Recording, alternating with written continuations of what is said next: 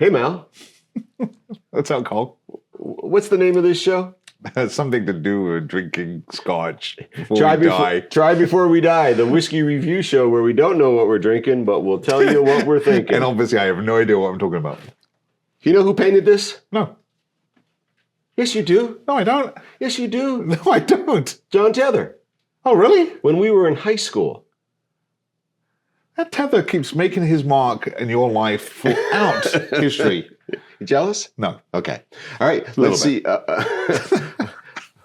Over 400 bottles of whiskey in this bar, single malt Scotch, unique, that we have not opened on this show before. And tonight we should open another one. I would like to get to the point where you start this up and you just go, only 4 bottles of drink that we've got left. We're down to 4. That would be it. Is that really what you want? That's exactly how I'd like to see it. I don't want that. I want, however, to open and review bottle number. Let me look at. Any hopes? No, I'm just not looking. Just not going to pay attention? Not going to pay attention. All right. So I hope. I'm going to go by their reaction. I hope we get bottle 401, our first 400s. Randy is hanging right behind us. 53. Okay, so this is 46, 47, 48, 49, 50, 51, 52. Well, it was bound to happen, and we're going to finally have this experience, and we're going to know if what they said was true. We're going to find out about the Glenmo Made for mixing. Is this truly just made for mixing? That was 53? Have I done it wrong? 46, right? 15, 30, 45, 46, 47, 48, 49, 50, 51, 52. Okay. All right. So you're telling me this is made for mixing. So now we're going to go into the mixing this with some other Coke, something. I think we'd be looking for a Mountain Dew. Do you know? No. Mountain Dew was originally created. Shut up. I'm not going to shut up because I'm speaking the truth. As a mixer or a chaser for subpar whiskey. Not declaring this as subpar. Are you kidding me? Look at the crew. Wow. Is that why Babysitter was a big, huge fan of it? Is this opening up the whole story now? Is why he was running through New Orleans parking lot? They make it in gallons? That was daiquiris. That was daiquiris. And by the way, true story, they do make it in gallons. And the Babysitter was excited. Right here, why don't you look at that? Made for mixing. Oh, my Lord. 40% ABV, crafted with top bartenders. This is our single malt made for mixing. Pair its sweetness and richer taste with your favorite mixer to create delicious drinks. I don't think I have any mixer here. I was going to say, you should have some mixers. That was nothing. It just was a slip. Oh, you ain't kidding. I'm not. Is there any Mountain Dew in this house? Anybody? No? Okay. I don't know what else you'd mix a Scotch with. Sprite, maybe? Is there any clear sodas? You got tonic water? I think we have some dark sodas. Is there any tonic water? No, what would I have tonic water for? Well, you got to mix it with Glenmorangie, so come on. All right. You're like an awful host. So we're just gonna muscle through this, but maybe we'll be pleasantly surprised. So here's my imagination. I imagine this is the original, but an incredibly young version. It would make sense. Yeah, why would you throw your good stuff in for 3 or a 4-year-old, right? Because there's been this hipster movement to sort of move single malt scotches into cocktails. Do you know this? No. You know why? No. Malcolm is not a hipster or hip or a hippie. But in a few years, he'll probably fall and break a hip. few, probably like next couple of weeks. So this is made for mixing. This is what you're telling me. This was designed to That's the whole sole purpose of this, to mix. There's no small print. Made for mixing. No. Oh, it says to tonic water. I don't have any tonic water.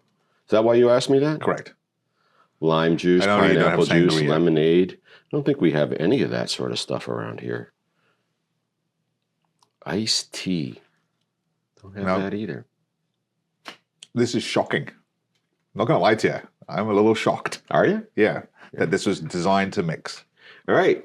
So some of you have seen the single malt scotches being worked into cocktails.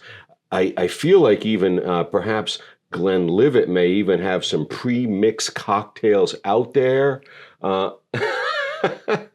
gonna need you to reel in your shock, right? Yeah, because again, when people are in business, what are they actually trying to accomplish? Make money. Correct.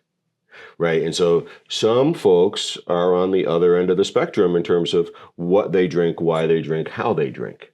Right. And so Jim Beam had Jim Beam and ginger ale in a can. They ruined it. And Jim Beam and cola in a can. Right. All right. So there are folks out there that are pursuing the mixed drink, but also are trying to have a little bit of that single malt scotch in there versus that blended scotch. Right. I have choice words coming up, but I'm not going to say it. All right. Well, so what's the color here? Pale yellow. so Mal's so I'm going to get back on track. In the world of psychology, Mal's experiencing bias right now, and now he's participating in confirmation bias. He's looking for all the reasons to be right. Amber. In his disgust. It's an amber. Without on having the yellow side. This is an amber on the yellow side. Yeah. This is a light gold. I'd give you that as well. Mm-hmm, mm-hmm. Right. I mean, it looks like a whiskey. It does look like a whiskey. Right. Absolutely. It would be interesting. I think it's going to be light. I think it's going to be intended to sort of allow whatever you've added to it, the lime juice, the tonic, for those flavors. Do you have the 12 within easy reach? What is the 12? Glenmo? The original, the 10? Oh, the 10, excuse me. No, there's a huge bottle over there. So it's about to be handed to you.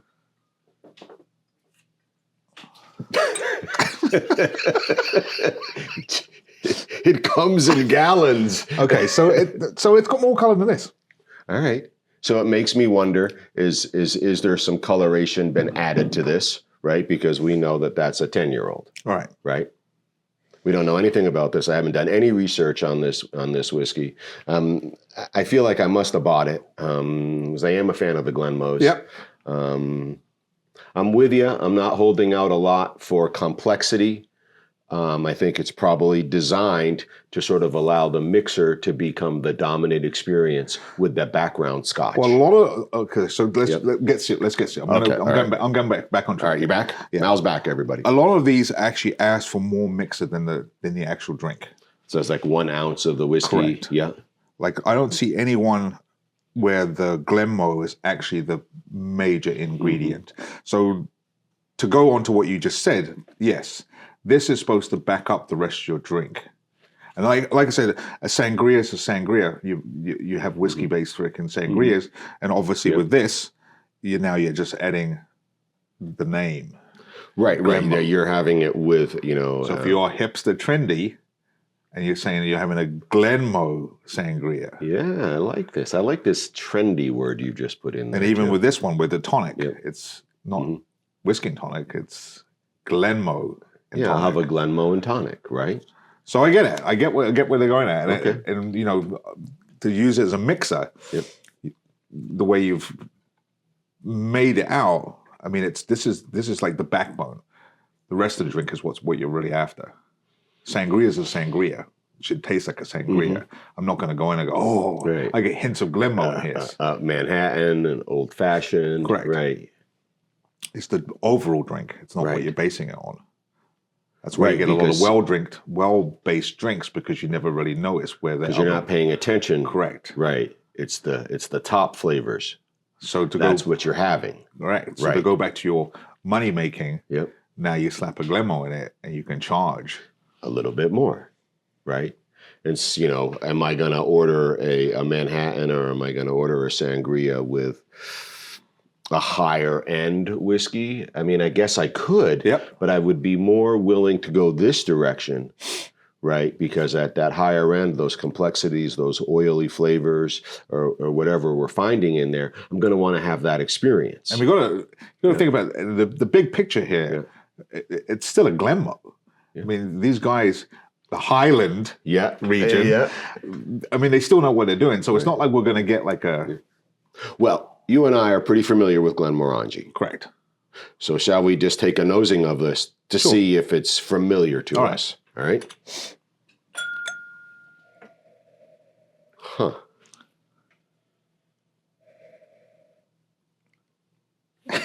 Gym socks like a dirty locker? Oh, yeah. Did you have that? Oh, yeah. Right off the bat. You know what? You didn't? No. Okay. You get that floral hint, but you know what this is? And this is going to sound so trite. It's like Glenmo Light. Well, it was, and I kind of meant the gym socks, right? I really did, but not in like a peated whiskey gym socks, but in like, it nosed dirty. And not like dirt, like in the ground, no. Like I get what you're getting at there. And I hear you on the, the floral, the Glenmo Light. I hear that. Not getting any more of that dirtiness. It was just that initial trapped aroma. And it is pleasant.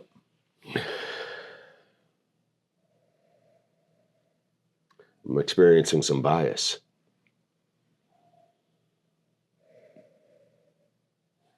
It just doesn't feel as mature, as refined as a Glenmo, right? It's the fragrance is there. Mm-hmm. It's the difference between if you're behind a screen and you were smelling what was happening outside to being outside, actually in the field. I can smell when someone does lawn mowing. You can smell it. Or you drive by, you can get that whiff. But when you're actually mowing, you get that. I'm mowing. Here's that green cut grass smell. This is very much similar. You can smell this. There is definitely a floral Glenmo background to this, but it's very light. Yeah, it's got some legs. It again, I feel like anything that I'm like, I'm not sure about would immediately be masked with a mixer, right? It would be gone. Correct. Right. I'm really curious about how this is going to taste, given that it feels young, it feels immature, it feels incomplete on the nose. Yet you know where it's going because it is a Glenmo. Correct. Right. It is this Highland. It is this very tall stilled whiskey, and it's intended to have something else added to it. And I will say this. So it's not very complex. I'm going to throw this out. Okay. If you were like taking your first step into the Scotch world, and there are hundreds of ways you can enter, right? But if I was like really reluctant, like a couple of our friends who have that, this is actually not a bad starting point. On the nose, because we don't know what it tastes like. Exactly. But this is just from the starting. On the nose, you're not going to be taken aback. You're not going to be like revolted. It's really calmed down quite a bit now, and it's really not presenting too much at all on the nose. Do you agree that it sort of has very much relaxed and mellowed out, and there's not a lot happening anymore?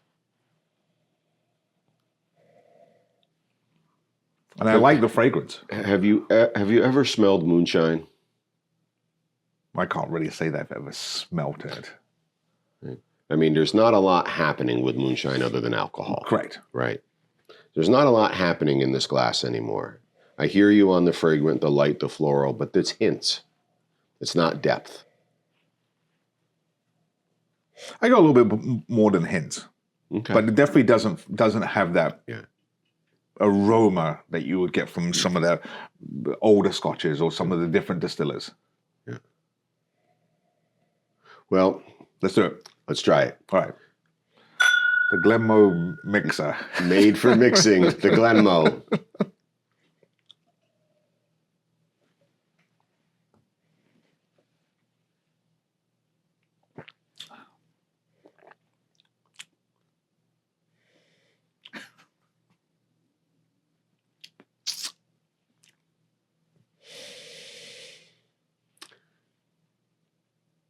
So it's coming in at 40%. Yep. It's pretty warming. It's got a little bit to it. Yep. I'll give you that. Right. And for me, that's connected to the youth of the spirit, right? That it hasn't spent a lot of time in the wood. Hasn't got to do its Right. thing. Right. So it's Hasn't got some alcohol to it, even though it's coming in at a 40%. It feels more nutty than sweet. Yep. Okay. Okay. What do you got? So, as drinks go, this is probably the most,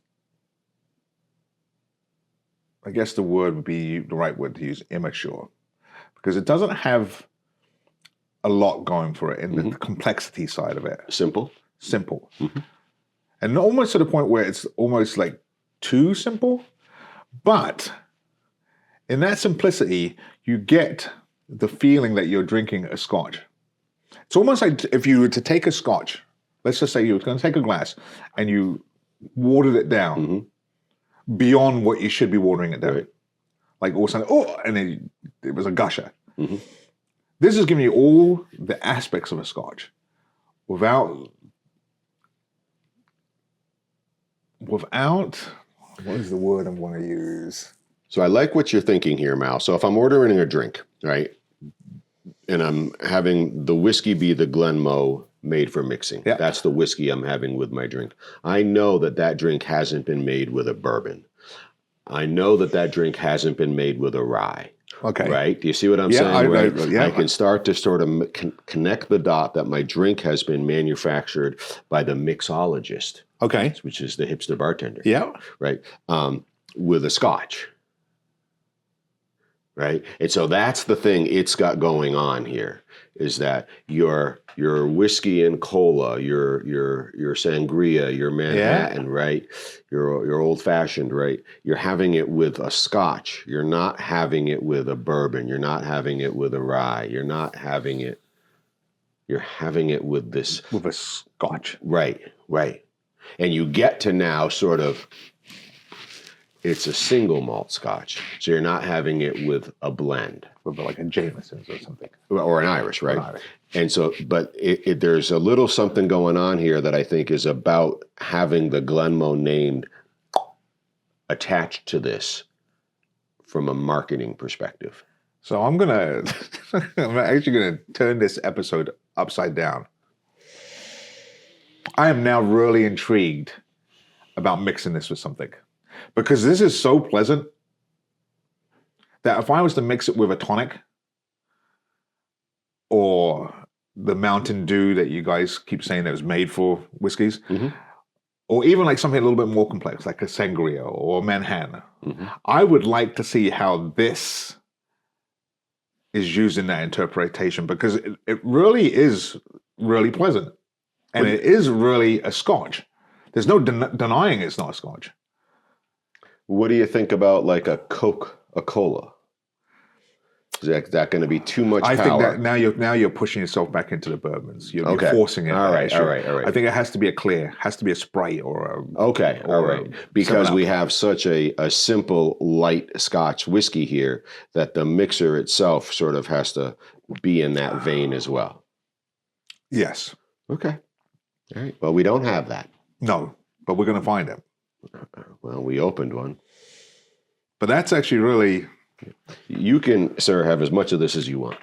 Oh, no, I will. Okay. With a mixed drink. Okay. Yeah, it'll be fun. I'm going to do my... You going to follow the recipe card? I'll find something in there. All right. The made for mixing from Glenmorangie. They're telling the truth. This is probably made for mixing. Yep. However, you will know that you've had it with a Scotch whiskey versus the bourbon, the rye, the Irish, the Japanese. This is a Scotch whiskey.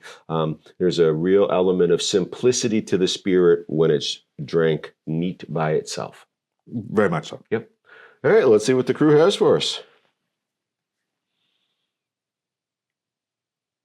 This is all you. I'll say it, but this is all you. Okay, there you go. Here's to the crazy ones, the misfits, the rebels, the troublemakers. Actually, put a group together like that. They keep life interesting, and we do. Cheers, mate. Cheers.